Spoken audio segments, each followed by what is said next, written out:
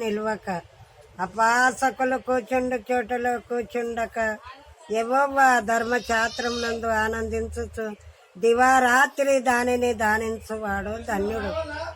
అతడు నీటి కాల్వలో వేరై నాటబడి ఉండును, ఆకు వాడక తన కాలమందు ఫలమిచ్చు చెట్టు వలె నుండును.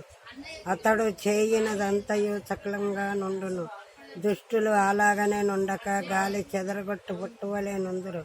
కాబట్టి న్యాయ విమర్శంలో దుష్టులు నిల్వరు, నీతిమంతుల సభలో పాపులు నిల్వరు. నీతిమంతుల మార్గం యెహోవాకు తెలియను. ఒకటేనా ఇంకా వస్తాయా నీకు? యెహోవా నా కాపరి, నాకు ఏమి కలదు.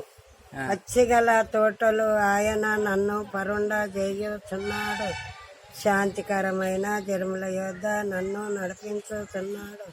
నా ప్రాణమునకు ఆయన చేద తీర్చుచున్నాడు. తన నామమును బట్టి నీతి మార్గంలో నన్ను నడిపించుచున్నాడు.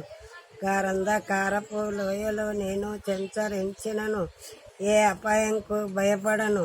నీవు నాకు తోడయుందువు, నీ దుడ్డు కర్రయు నీ దండను నన్ను ఆదరించును.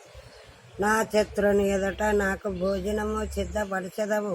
నూనెతో నా తల వంటి ఉన్నావు, నా గిన్నె నుండి బొర్రుతున్నది.